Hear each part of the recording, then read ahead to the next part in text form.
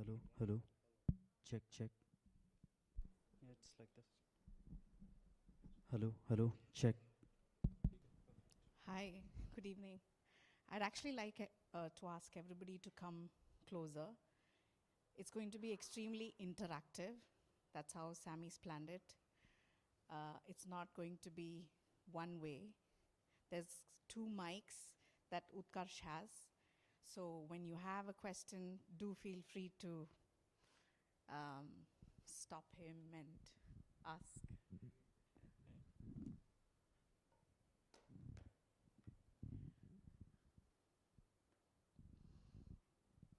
So does everybody know about Thai, or I actually see some new faces?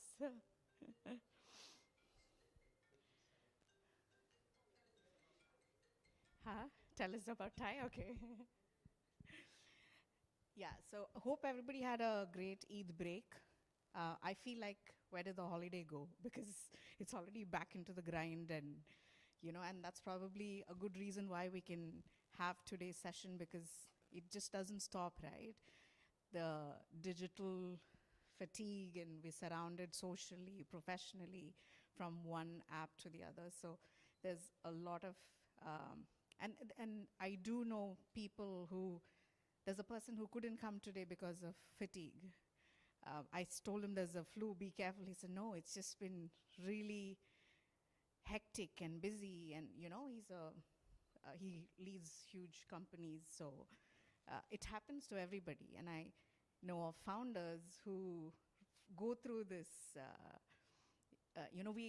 it's these stories actually that helped made us build this event. We connected with Sammy and make sure that everybody has the tools in place to be leaders, to build and create. So before I take more time, I just want to really tell you a little bit about Thai for whoever doesn't know. Thai started in Silicon Valley, a conversation 30 years back. Now it's in 57 countries, in 14 countries, 57 cities. So Thai Dubai is the Middle East chapter. We take care of the entire MENA region. We work with entrepreneurs, fostering entrepreneurship with the 5 pillars: mentoring, networking, education, funding, incubation. These are the pillars, and it's a great global platform. It's run by a lot of benevolent people. There's a lot of successful people who believes in giving back, and they become charter members, and they build and help run the programs. They're part of the board, and they literally help integrate startups and founders into the cycle of building virtuous cycle of wealth and entrepreneurship. So follow us on our channels, Thai Dubai, social channels, LinkedIn, Instagram. If you want to be part of any of our programs, we work with university students. We actually have our Emirati winner flying to Silicon Valley next week to pitch in person with 35 other universities from across the globe. So these are great opportunities, and when you're part of the community, there's really no membership fee. We build these programs for the community. Our Thai Women program is coming up. It's been doing extremely well, phenomenal entrepreneurial ideas that these women have been building. We work with women from Saudi, Egypt, Levant, multiple regions, and they've been really amazing. Yeah, so I won't take too much time, but I do want to share a little bit about Sammy so that you understand where he's coming from. I need to put my glasses. So Sammy is a certified KHDA and UK trained and ICF coach. He's certified in multiple neuroscience programs from institutions such as Yale University, University of Chicago, and Copenhagen Business School, which I think is essential because we need the science behind this, right? And this is what I love about Sammy, when the science backs the passion. Sammy's mission is to really help people overcome their stress, anxiety, and self-doubt so they can learn to be comfortable in uncomfortable situations and achieve their true potential. Over the last 14 years, he's worked in the corporate, startup, agency, and nonprofit worlds. A founder himself, he understands the pains and has founded a social enterprise, conducted and facilitated countless entrepreneurial and personal development workshops, and mentors young professionals in navigating their careers and lifestyle. He's really fascinated with neuroscience, mindfulness, and philosophy, and wishes to share his knowledge with the aim of helping others attain inner balance and resilience. He's conducted mindset and resilience training for companies. He's done it with big companies like Amazon, Nissan, Deloitte, Nestle, Dyson, etc. He's pretty much obsessed with helping people, and I don't want to take more time, Sammy. Thank you very much. Thanks everyone for having me. Very excited to be here today and tell you a little bit about my journey and, of course, what I've learned that has helped me with my own balance, my own mindset, my own stress. I guess so first of all, again, I want this to be interactive. It's not just going to be me, talking to you guys. Let's just keep it open, casual, whatever questions you have, just throw them at me. And again, it is about sharing what has worked for me, what could work for you. We're all different. It's about understanding the different types of tools that are out there. So there's going to be a lot of tidbits and nuggets coming up in our conversations. So I invite you to take note of whatever it is that you're learning. So I'll start with myself. Originally Palestinian, spent most of my life here in Dubai. My family's here, my network, my family, my wife and my baby daughter. I've worked in corporate, nonprofit agency. I've worked in 2 tech startups. In the N5 here and in the N5 in DIP or in that area. And I've launched a couple of businesses myself. And of course, a lot of the work that I was doing, it was in business development, going out there, partnership management, marketing, dealing with people all the time. And you know how it is here in Dubai. You got to go out there and put a smile on your face and be like, yeah, let's do this, let's get this done. But on the inside, I was struggling. I was struggling with things like stress, anxiety, feelings of low self-esteem, negativity, and of course, these are not unique to me. A lot of us struggle with these things at different points in our lives, different situations. But I couldn't help but feel that, okay, something is not right. This is not a natural way to live. It is natural to experience stress and anxiety in life, but it's not natural to be consumed by that stress and anxiety. So I just started really, I've always been into personal development for as long as I can remember, but at that point in my career when I was just constantly stressed out, I thought, okay, I need to take things to the next level. So I started diving into areas such as philosophy, mindfulness, neuroscience, psychology, human nature. And from what I was learning, I was really able to heal a lot of what I was going through. And that just improved my energy levels, my confidence, my drive, naturally just building relationships with people,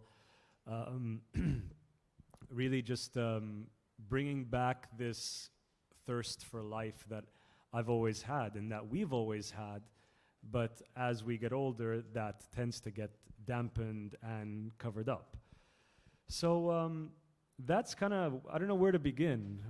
That's the beginning. Where should I start now? I mean, I've taken all that I've learned, and now what I do is I approach companies and I help them to train their people to be more resilient. And what is resilience? I mean, to me, it's not just about having a stiff upper lip and saying, oh, put up with it, or oh, be a man about it, or any of that. Resilience to me is about acceptance. That is the first thing. And if there's one thing that we're going to take away from today, it's acceptance. It is, and this acceptance goes 2 ways. It is accepting ourselves as we are, accepting ourselves with all our flaws, our imperfections, our strengths, our powers, and also accepting what happens to us in our reality. It is accepting our inner world, which is our mind, our emotions, our feelings, our impulses, and it is also about accepting the external world, things that happen at work, things that happen in our family, having some driver dangerously cut us off in the road. It is about accepting things as they are. And when I say acceptance, I don't mean resignation. I don't mean saying, oh, you know, there are things that's just the way it is, I'm not going to do anything about it. It is seeing clearly that this is as it is, not as it should be. This event happened the way it happened. So now what can I do about it? Essentially, a lot of the work that I do and that I train on revolves around 3 steps, which is number 1, awareness. How are you going to solve a problem if you're not aware of the problem? Number 2, acceptance. Okay, I accept that this problem exists. And number 3, it is action. What am I going to do about it? Whether it is something that I'm going to do for myself, which is to change the way that I perceive things, change the way that I view the world, change the way that I view myself to have a more empowering perspective, or what is the action that I'm going to take in my external world? How am I going to talk to my coworker after he said something rude to me? How am I going to set the record straight when a colleague took credit for my work that was not his work, it was my work? How am I going to put boundaries? So I'm starting off with a very high level here about what it means to transform ourselves and transform our mindset. Because once you transform your mindset, once you are able to master your mindset, you are able to master your universe. You are able to master your universe, whatever that is. Challenges are inevitable. Setbacks will happen. You cannot escape them. So the question is, how do you overcome these setbacks and challenges? And for me, it was those 3 areas that we touched upon: understanding the human brain, understanding how it works, understanding human psychology, the people that you're dealing with, and a little bit of philosophy and faith. So can I ask, how do you, sometimes people are not even aware. So how do you get to that first step? Or so if you're not aware, you can't take the next 2 steps, right? So Yeah, I think, well, the first thing is to be honest with yourself. It is to be vulnerable and to look at yourself in the mirror and be honest with who you see, and be honest with what you are, and take a look at, okay, are these decisions impacting my life in a positive way, or are these decisions impacting my life in a negative way? How are the decisions that I make impacting my physical health? How is my mindset impacting the way I see myself? Am I bringing myself down? Am I looking at things truthfully? Am I exaggerating my thoughts, what I'm thinking about? And science shows us that, the brain likes to believe its own BS. If the brain is thinking something, we automatically think, oh, if I thought it, then it must be true. How are the decisions that I'm making, how are they affecting my relationships with my family, with my friends? How, when I get up in the morning, am I coming at life with energy? Am I coming at life with compassion? Am I coming at it openly? When you do that sort of self-analysis and you see, okay, this is where I'm lacking, this is where I am harming myself, and this is where I'm doing well, then I believe, to answer your question, that's where some awareness arises, that, okay, I am, every time my parents talk to me, I get upset at their comments, or I feel angry at what they're saying. Okay, so what's happening there?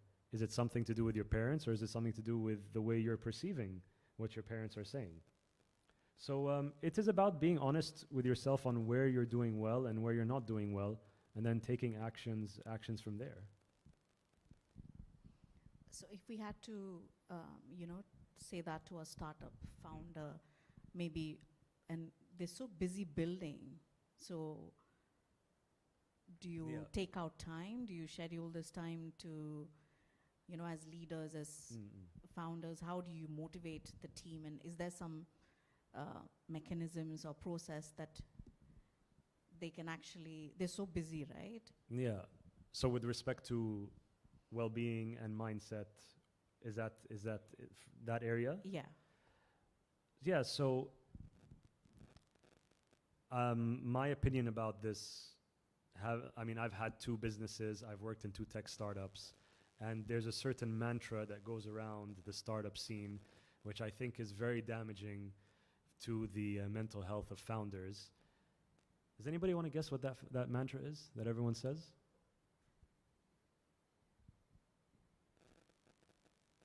My business is in my life. My business is my baby.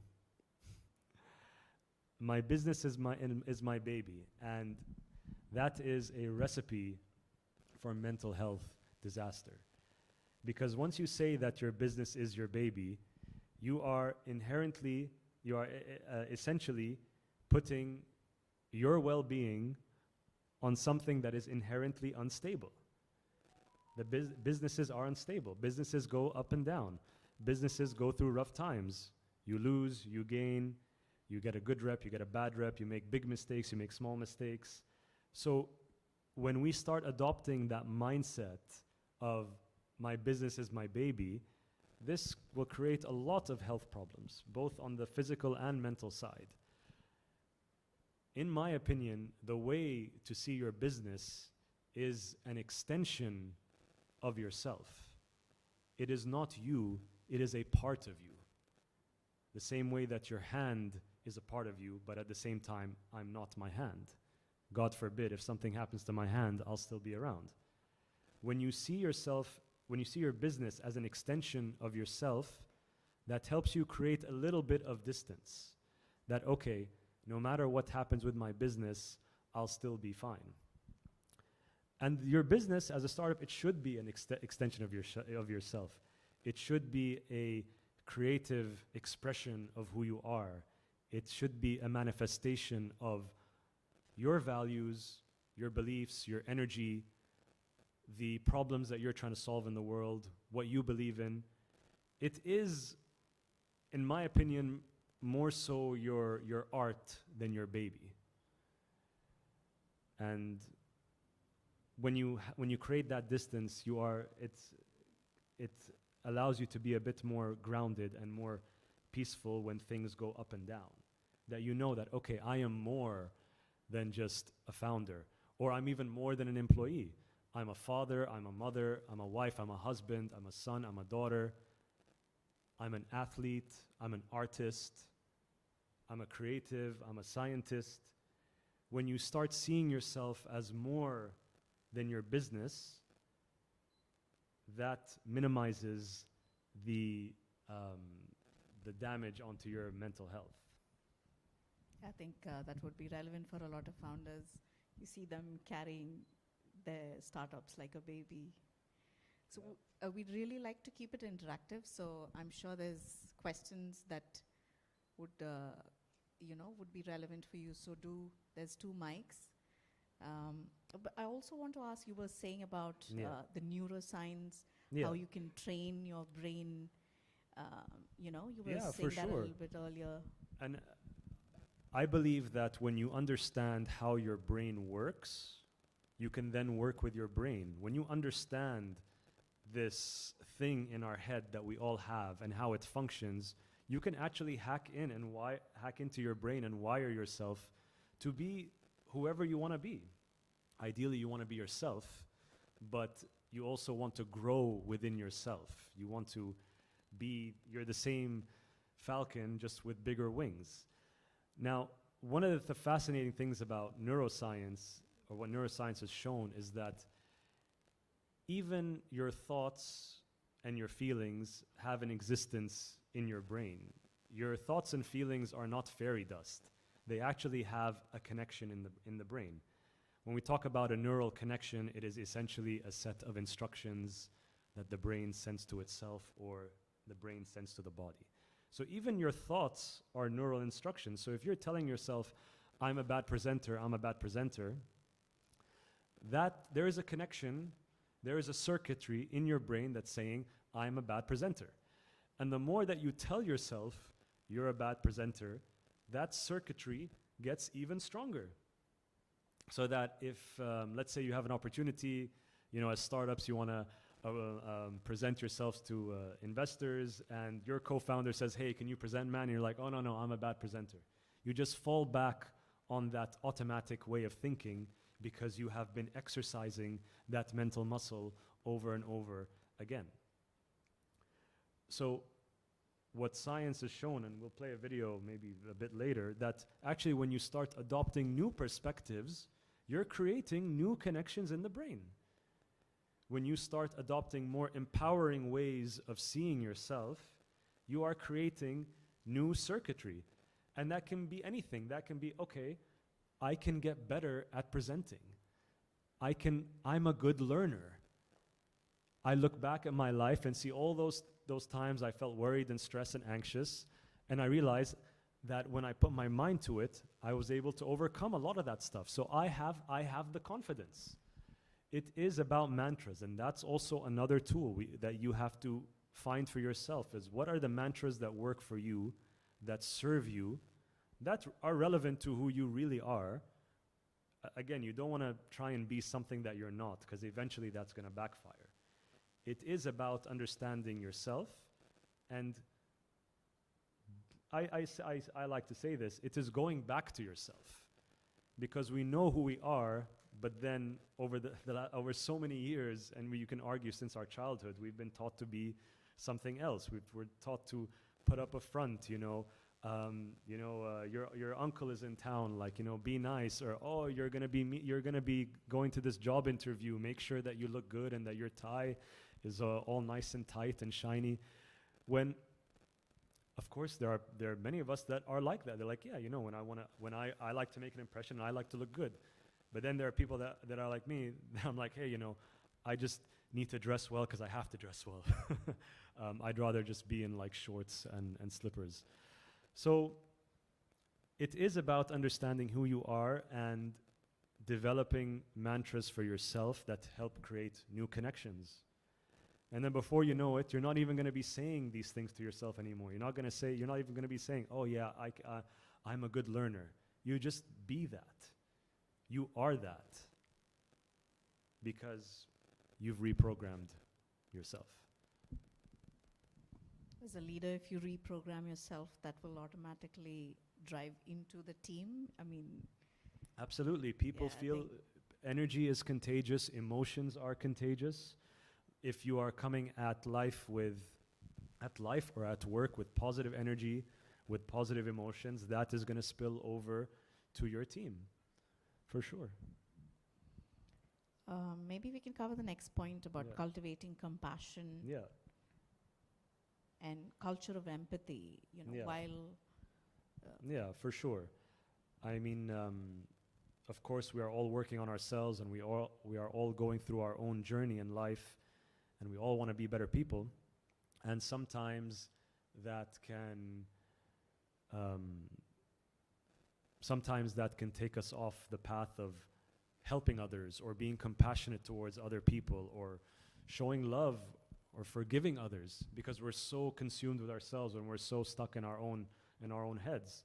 So for those of us who want to exercise more compassion in life, which helps your own mental well-being, if we're going to look at it from a selfish perspective, to exercise that compassion is to remember that we are all looking for the same thing. We all want the same thing. We all want love, we want belonging, we want success, we want purpose, we want passion. These are elements of the human experience that most of us want in life.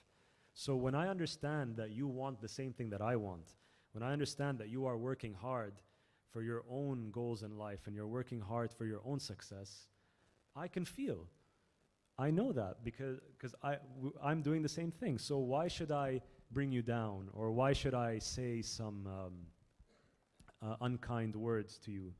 Why should I try to one up and be like, oh yeah, I'm the man and you're not, and all that nonsense. It doesn't serve anyone. You're bringing the other person down, and you're bringing yourself down when you start to be aggressive in that way, aggressive or unkind. There might be a lot of conditioning that people need to break, right, through these kind of thought lines. And Of course. so, is there a way that, is there a method or technique that, So because it- we all function based on a lot of Yeah. our conditioning and environment and Yeah. So I'm going to bring back some of the things that I said, which is one of the things is awareness that, okay, I am aware that I am conditioned to think and act in this way because of my upbringing and because of the experiences that I've had in life, the experiences in school, university, work, family, friends, Netflix, the messages that we get from social media and TV, that stuff which has the same messages are being repeated over and over again, that stuff is essentially programming the way that we see ourselves and we see the world.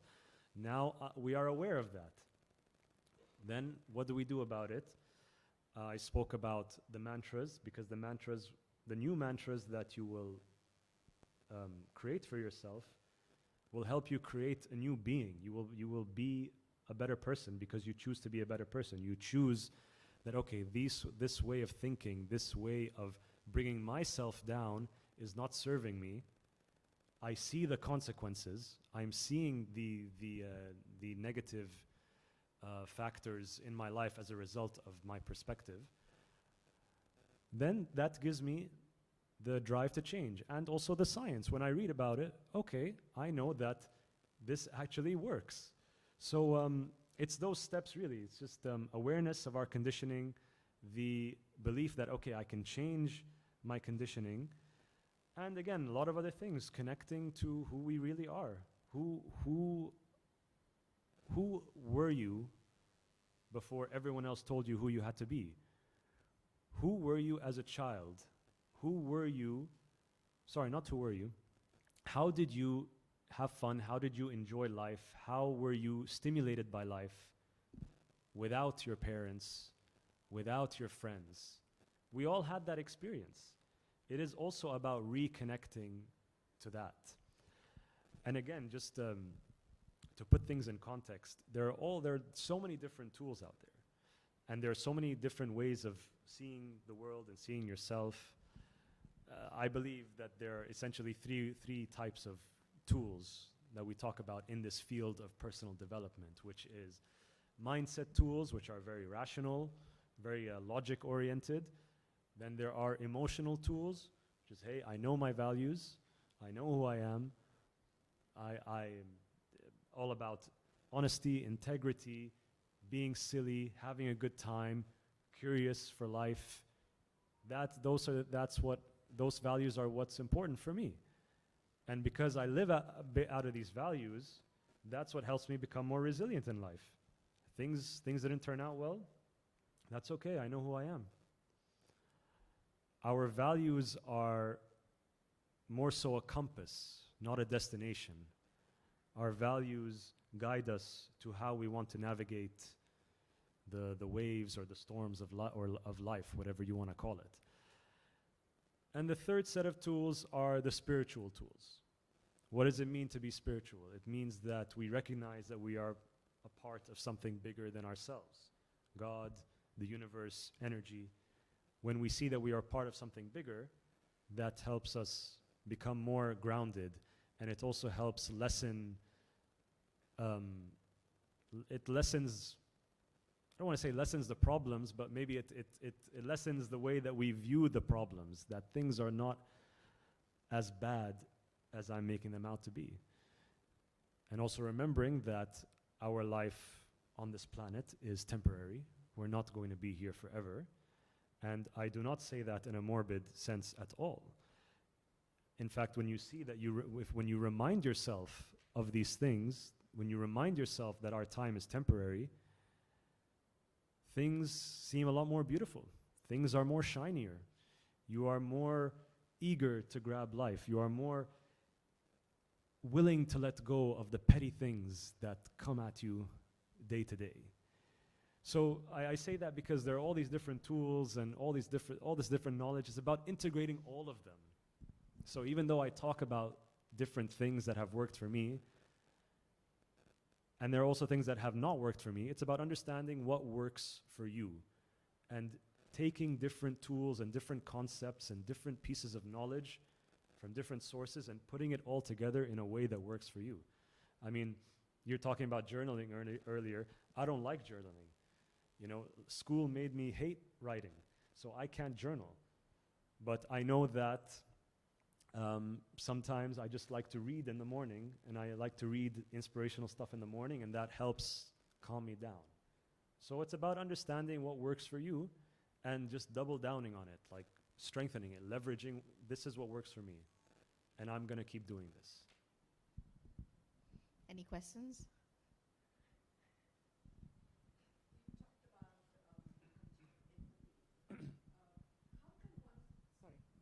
How can one start with self-love?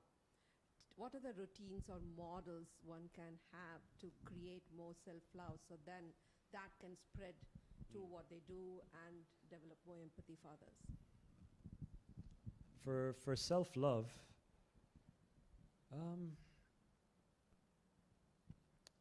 it does take a lot of introspection. You have to turn inwards, and you have to look back on your life as a movie of some sort, and you have to see the points in your life where you were actually just at peace with yourself for no reason, and then look at the other parts of your life where you thought, okay, these events in my life changed me or damaged me in a certain way or brought me down, it affected my self-esteem. I believe that is the first step, is to turn inwards in one way or another. And at the same time to see that all of those events that brought you down are all external events. They don't have much to do with you. You know, I'm trying not to sound insensitive, but a lot of these events that happen are not actually about me or about you. There's a saying, you know, people are not against you, they're for themselves. So whatever negative events or negative incidents happened on you, it was because of other people who were scared for themselves. Whether they're individuals or whether they're organizations or whether they are just groups of people, a lot of negativity comes out of fear. And what I'm trying to get to is that we don't want to take in that fear that is external and internalize it. We don't want to take that negativity that is external and say, oh, you know, I'm not a good person or I am not worthy. Each person is whole and fulfilled in their own way. Nobody is perfect. Perfect's boring. You know, you want to be who you are at your core. So that is also another angle to it, is that, okay, I can now see who I really am at my core before all these messages came at me and all these incidents and all these people in my life who brought me down. I know who I am in my core. I cultivate that. Yeah, I want to go to the cinema by myself, so what? I like that. I don't need to call my friends every time, and if they don't go to the cinema with me, I'm not going to go. I like to go to the cinema by myself. I cultivate that. I'm going to do more of that. I like to play basketball. I'm going to play basketball more. I like to draw and paint. And I don't care. I'm not going to ask people for their opinion about it. This is what I like to do. Painting is therapeutic for me. It is about knowing who you are and strengthening that. So it could be in I hope multiple that forms. I hope that answers your question. It could be in multiple forms, I guess. Hi, Sami. Hi. I want to ask you that the points you've mentioned today, a lot of these points people realize usually at the end of their career, or they wait for something significant to happen. Let's say you've been fired from a very big job, or you've been just something tragic in the family has happened, or just things are just not going your way. Why does it take for something negative to happen for you to do this process? Why not just embed this in yourself from the get-go so that when something wrong does happen, you're already prepared?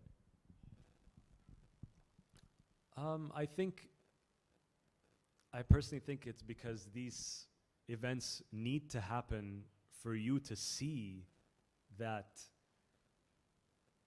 something is wrong. Because if the negative event didn't happen, you'd still be on that same trajectory and you'd still be on that same career and on that same life, which I'm not saying is right or wrong. You're simply in it and you're living it, and for whatever reason, that path is serving you. You might also be struggling on this path, but for whatever reason you think that, okay, I need to stay put, I need to keep at it. And then once you get a curveball, once something comes at you that you did not expect, that usually reveals a lot. It shows your true colors, it shows the true colors of those around you, it shows the true colors of the system, whatever system you're a part of. The negative events are revealing. So that's what I believe. Yeah. Someone over there.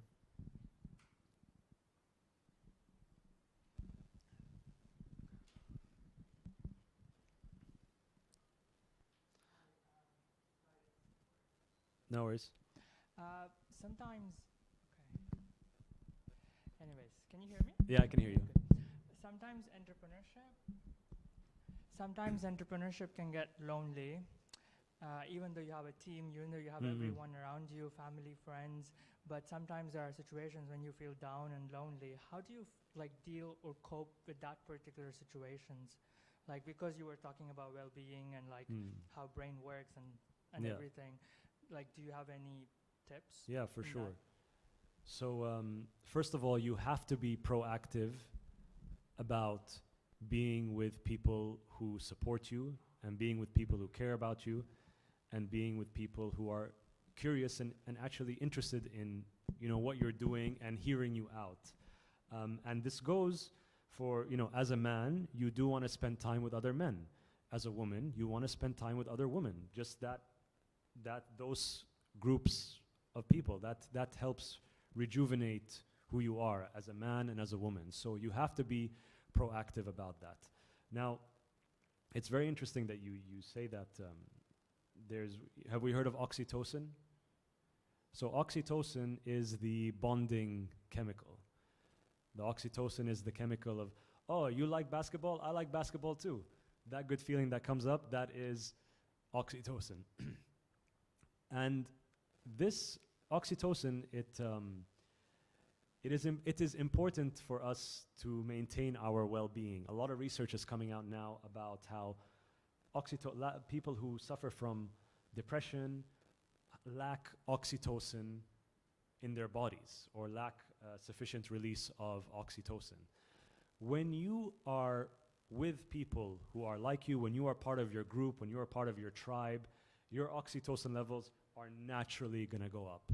So to answer your question, you have to be proactive about it, whether it's seeing one of your guy friends or going out with your group of friends from school. If nobody's inviting you over, you invite people over. Nobody's organizing the party, you organize the party. If there are birthdays at work, you go to those birthdays. If your wife is dragging you out to parties you don't want to go to, I'm talking about myself here, then you go out to these parties. So again, it is being intentional about surrounding yourself with the right people.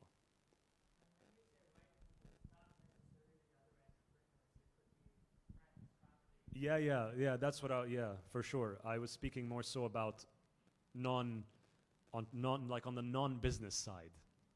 Yeah, sorry if that wasn't clear, but it's more so the non-business side, because you're in the business world all day, every day. So when you have that time to switch off, which we all need to switch off. Yeah. I think that's probably how to switch off is Yeah. because they all, Yeah. I mean, I know people here in the audience, I don't think they switch off. Yeah, switching off is switching off is tough, and I mean even for me, I'm not gonna lie and sit here and say that I'm a monk. It is.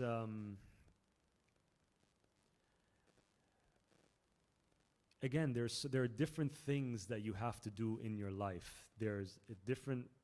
You have to look at yourself and look at things around you in a more empowering perspective. And you also have to physically put yourself in environments that are supportive and conducive to your mental health. Switching off, go out, sports. Play whatever sport you love. Go out and watch a movie, go read. Again, it's whatever works for you. If you're hearing me and you say, okay, Sammy, when I watch a movie, I'm still thinking about stuff. Okay, then do something else. Go for a walk. Understand what it is that helps you turn off. Switch off. Be with other people.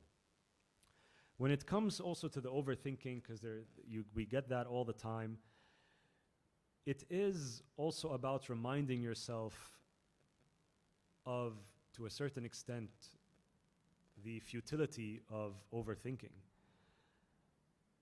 I was telling you guys earlier that there are many times when I start worrying about something, I remind myself, which is my own mantra, that 90% of the time that I worried about something, that negative event never happened.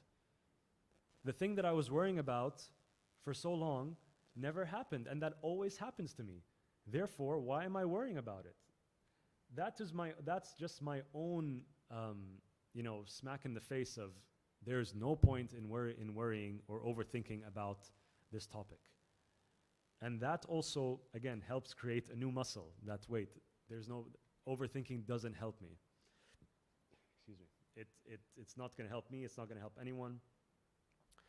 Also, I think a tool that's important that can be used at any time, it is what's called the dichotomy of control, which is understanding what is within your control and what is not within your control at every moment. What's not within our control? Recession. Yep. What else? The weather, exactly, weather. What else isn't within our control? Other people's thoughts. Yep, other people's thoughts, emotions, behaviors. Government policies, for sure. Live and dead, huh? Yeah, exactly. Things that happen in your job, things that happen in your career, things that happen in your startup. There are lots of things that are out of our control. So what is within our control? How we react. Sorry? Thoughts, yep.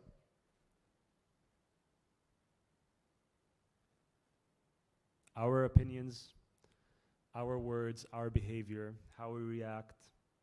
Your character is always 100% in control. Your soul, the person that you choose to be, that is 100% in your control. Therefore, in any moment that is rough, or even in moments where we are getting lost in our thoughts and we're unable to switch off, it is about understanding what's within my control, what's not within my control, and then I shift my focus and energy to what is within my control. That is a tool that you can start using once this talk is over about anything. And you'll see, like once you start using that, like we're talking about, the brain just creates a new mental muscle. You don't even think about it anymore. You go into the Etisalat store and there's a huge lineup. Oh, not in my control. Why should I get upset about it? Why should I get angry about it? How does getting angry about the situation benefit me? These are questions that you have to ask yourself.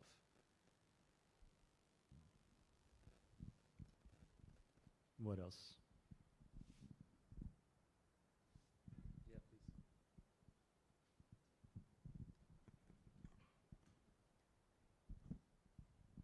So I have two questions actually. The first one is how do you deal with failure, fear of failure rather?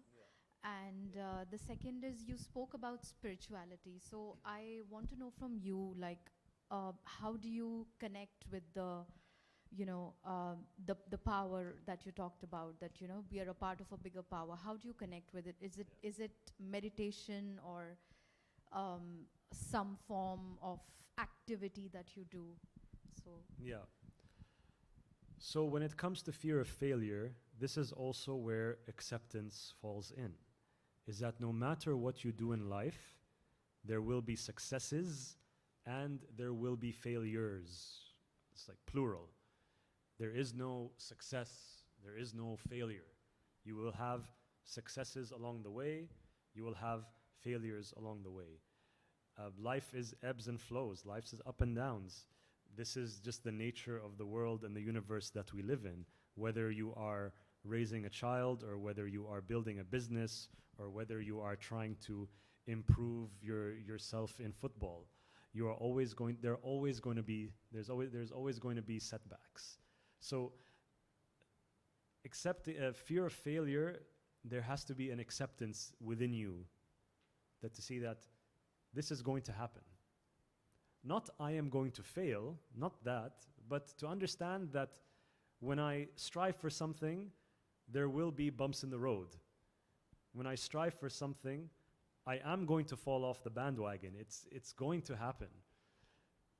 And when you adopt such a perspective, when that failure comes, when that slap in the face comes, you are better able to bounce back, because you know that, okay, this happens. This is part of the experience. I think that is for me the biggest takeaway about dealing with the fear of failure. And it's also again about how do I look at failure from an empowering perspective. At some point in your journey, you want to even be welcoming failure, because through the failures that happen, you will be able to strengthen yourself. You will be able to be a stronger person. And you do that by understanding, okay, what went wrong? How can I learn from this situation? How can I be a better person from this event that has befallen on me, whether in my business or in my personal life? Just one thing. Yeah. So every mentor talks about being positive, all the time. Yeah. But if you're constantly thinking about the fact that, yes, I can fail, isn't that a negative thought? Like, how do you be positive as well as, Yes, it is. have that in mind? Yes, it is. And to me, that's a positivity bias, which is thinking, see, you have positivity bias and you have negativity bias. Positivity bias is saying that everything is all right, everything's going to be great, everything's positive. Then there's negativity bias, which is, oh, everything sucks, everything is horrible, everything is going wrong. Both positivity bias and negativity bias are two extremes. They are on opposite ends of the spectrum. I am not saying don't be positive. I'm saying that it has to be done in moderation. It has to be done with balance. Because if you're always positive, you're going to be disappointed even further, because not everything goes our way. And I don't mean to say that in a negative way. I'm trying to be as objective about whatever I'm going through. So be positive, but then at the same time understand that things probably will not happen as I want them to. And again, it is also about the language that you on how you talk to yourself. You don't want to say everything's effed up. You don't want that language. You say, okay, things are tough and I can figure it out. Okay, I've set a goal for myself. That goal I still haven't attained that goal, but look how far I've gotten. And based on my past success, I know that I can do better. And I know that when another setback comes up, I'll also figure it out. See, it's just the language that you use on yourself. That has a huge impact on your mindset. And what was the one about spirituality? I wanted to know if you meditate or how do you connect with that power that you were talking about? For sure, and again, I will say it is very. This question is very personal to each person, and I mean, I do meditation, I do basic meditation, basic yoga, and that does help. For me, see, the spirituality, it's very experiential, it's very visceral. It means it's something that you feel. I cannot feel it for you. I cannot point it out to you in yourself. You have to, again, understand the feelings that you've had where you felt connected to the world. What were the feelings that you had where you felt part of the whole? What were the feelings that you had where you were just happy for no reason and just feeling that you're a part of life, that you're a part of all of it? Where are those feelings? And I say feelings, not necessarily emotions. It could be emotions as well, of course, but a feeling it's like a physical, physiological feeling that you experience. Reconnect with that, because it was there at some point. And when you reconnect with that, that's another muscle that you're building. The more you connect to that space within yourself, the stronger that connection becomes. I hope that answers your question. Yes, it does. Thank you. Yes, sir. Energy levels and focus. Oh, yeah. That's mainly so. For me, something that I love talking about is sleep. Sleep is what is it? It's the fountain of youth. When you get enough sleep, that is going to help you maintain your energy and focus throughout the day. If there are two things about sleep that we need to remember, is number one, understand how many hours of sleep that your body needs. Everybody's body is different. People can sleep on 6 hours of sleep, people can sleep on 8 hours of sleep. Those who sleep 4 hours of sleep a night, they exist, but they are not a majority, they're a minority. Don't quote me on the number, but it's somewhere between maybe 15%, around the 15% mark. So if we see Elon Musk sleeping for 4 hours a night, don't feel bad about it. That's just the way his body's built. That's not your body. So number one, understand how many hours of sleep your body needs. Number two is regularity, meaning that as much as you can, you go to sleep the same time every night and you wake up the same time every morning. That stabilizes your body clock. When you're able to stabilize your body clock, it is easier for you to fall asleep. For those of us who have sleeping issues, especially when we're working in startups. So regularity, understanding how many hours of sleep your body needs, you stick to that. It's much easier to fall asleep.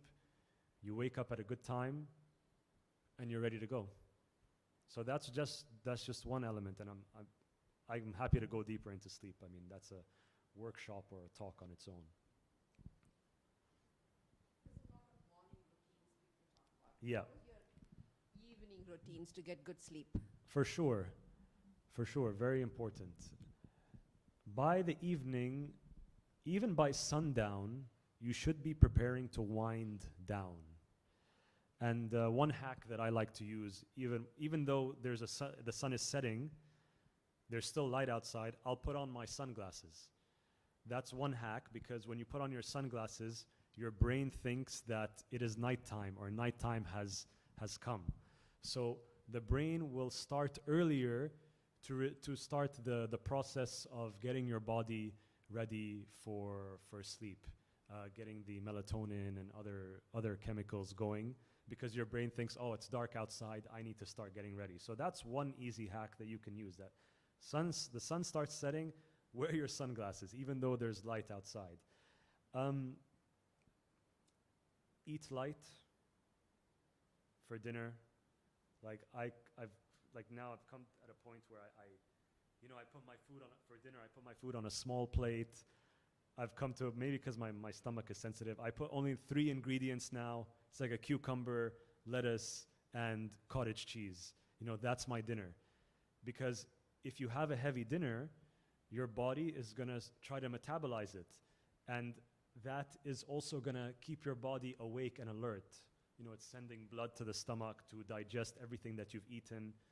Meats take a longer time to digest, so for dinner, try to keep it at veggies and a small plate of veggies that you like.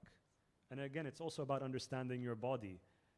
I know that if I have, it's funny, like I can have lemon juice in the morning or for lunch with a salad, but if I have lemon juice in the evening, I start getting acidity, and that acidity stops me from sleeping because my body is still going through whatever it's going through. So eat light. And there is also some, you create also your own ritual at night. Close the curtains, you dim the lights, you want to light a candle, light an incense, you have a light book by your bedside and you read that book that helps you fall asleep. You create your own routine based on what relaxes you. And ideally, you should exercise in the morning. Do some form of exercise early in the day, so by the time nighttime comes, your body is so exhausted that it's even like gonna override your thoughts and just help you fall asleep. So really, exercise, eat light in the evening. For those of us who are smokers, again, try not to smoke in the evening because nicotine is a stimulant. That's going to keep you awake. Caffeine, I know like this is a big taboo, but if you can, throughout the week, I don't drink caffeinated coffee. If I drink coffee, it's decaffeinated. I usually drink green tea throughout the week. And when I eliminated coffee or caffeinated coffee from my week, I sleep like a baby. So if you are ready to eliminate coffee, that's really going to help. I think you'll have to eliminate gadgets as well, right? I think Yes, that's a big. for sure. Yeah, 'Cause the last, people yeah. go to sleep, and that affects the. I mean, how much time should you give? So, and I mean, so when you are looking at a screen, the light of the screen is sending a signal to your brain that it's not nighttime. There's still light outside. Stay awake. So ideally, you do not want to be on screens, at least on your phone, in the last few hours of the day. Or like for me, usually it's the last hour, even more now. It's the last hour and a half, 2 hours, where my phone, I put it in a drawer. I don't want to see my phone. I don't want to be on WhatsApp. I don't want to talk to anyone. There's an emergency, call me on the landline. So, yeah, because I mean, at the end of the day, we're like, oh, we're scared, you know. Who has a landline now? Yeah, no, I mean, I'm like, but see what happens now. We're always on our phones because we're scared about what we might miss, or, you know, we're parents and we have kids and all that. So you have to put things in place with your phone, because then you'll just, that also drains you. Screen time drains your brain. Yeah, I think that there's a compulsive thing in all of us to be at the receiving end of information Yeah. from everything. Like, it's during the day, it's LinkedIn. Yeah, Then it's, you know, you have so many apps that you need to. yeah. So how do you, you need to untrain yourself. Yeah, and there's also, if I may, there's also some science behind this screen time addiction, that every time you get a notification, that releases your dopamine. And dopamine, excuse me, I don't know what's wrong with my throat today. Dopamine is the happy chemical that you get when you have achieved, Yeah, I know, I've been drinking all night.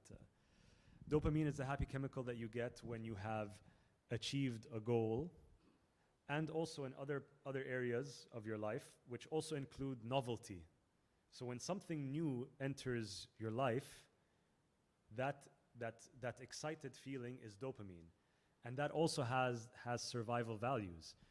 Your brain releases the dopamine when you get something new to be like, hey, there's something new, pay attention to it, because that new thing might either threaten you or it will help you survive and thrive. So getting back to the screen time, every time you get a new message, it's like, oh, what is that? What is that information that I don't have? And again, that's a mental muscle. You're strengthening your dopamine circuits with respect to your phone, and that's what creates the addiction. So again, I keep going back to awareness, and I might be just speaking more so about my own experiences, but now that I know how my brain is functioning out of this addiction to the phone, that gives me the motivation to be like, nah, I'm putting you away. And again, you start by putting your phone away into the cupboard. That gets uncomfortable in the beginning, the first 2-3 times, but you have to push through that discomfort. Again, there is willpower involved. There is no magic wand. There is willpower, there is intention, there is drive, where it's, I'm going to put my phone in the drawer in the last hour of the day. And once you pass through that initial barrier, it starts to become a lot easier. Yeah, I think mindless Instagram, TikTok scrolling is part of, the downtime in such a busy, hectic. Yeah. So I think it has to be a choice. Yeah.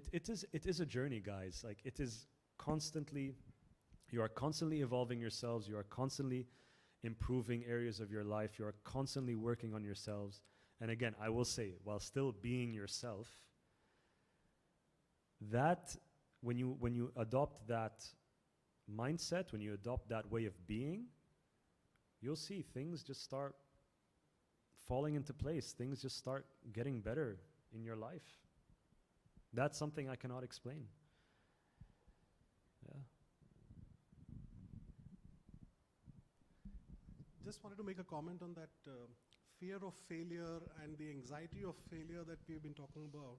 So one of the things which at least I've noticed is a lot to do with the personal attribution to results, right? I mean, as entrepreneurs, as people who are charged up all the time, you've got a lot of personal attribution to results.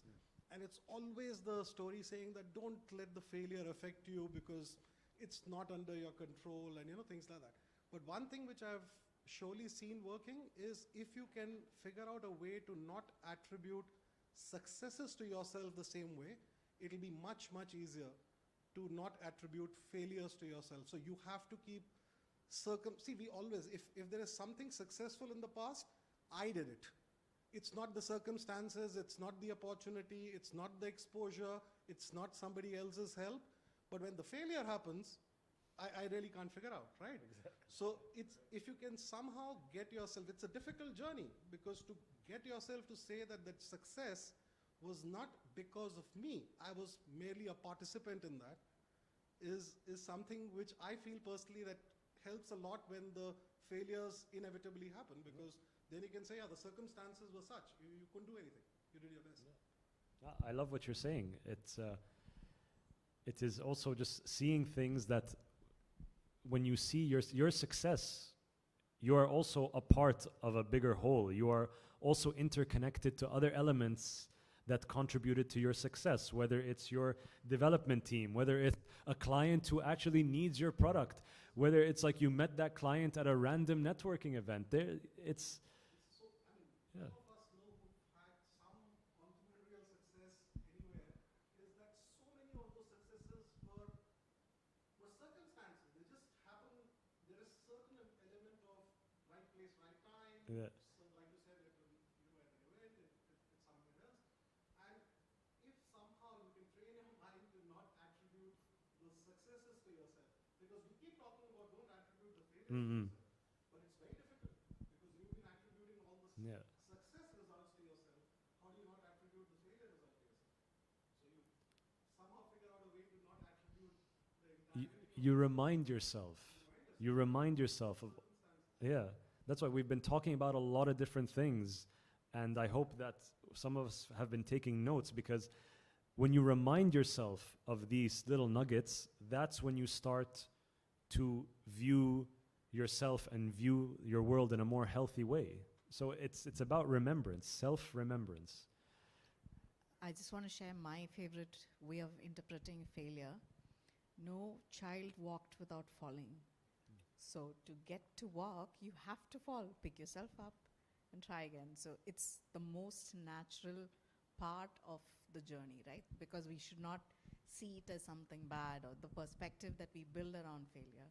So if you want to walk, make sure you fall.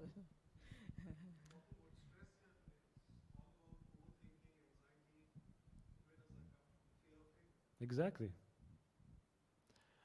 And there's another metaphor that I like to use.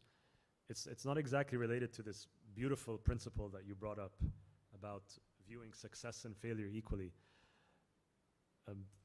For the one metaphor that I like to use for entrepreneurship and running your own business is to be like the archer. And what does the archer do when she practices for her archery? Every day, she goes up to the target, she takes her bow and her arrow, and she's constantly practicing how to shoot the arrow, on how to hold the bow, how far to pull back the arrow, how to release, how to aim. She's constantly practicing these elements of archery. But then, when she goes to the competition, all she can do is apply what she practiced. Once she lets go of the arrow, the result is not within her hands anymore. What is within your hands is the practice. What is within your hands is the training. And then on the day, there may be elements that, like, who knows what could happen? Maybe the wind is in a wrong direction. Maybe the judge did not see the arrow hit properly or whatever. It is about focusing on your own craft as much as an archer does. I think we can close with one last question. Wow, Is time flies. No questions? Thank you, Sammy. Thank you to everybody here. I'm sure Sammy's here for a bit. Yeah, if you I'm want gonna to stick connect around, with yeah. him or have any questions that you want to ask one-to-one. Have a wonderful evening. And if there's anything about Thai Dubai, I'm here. Thank you Thank very you. much. Thank you.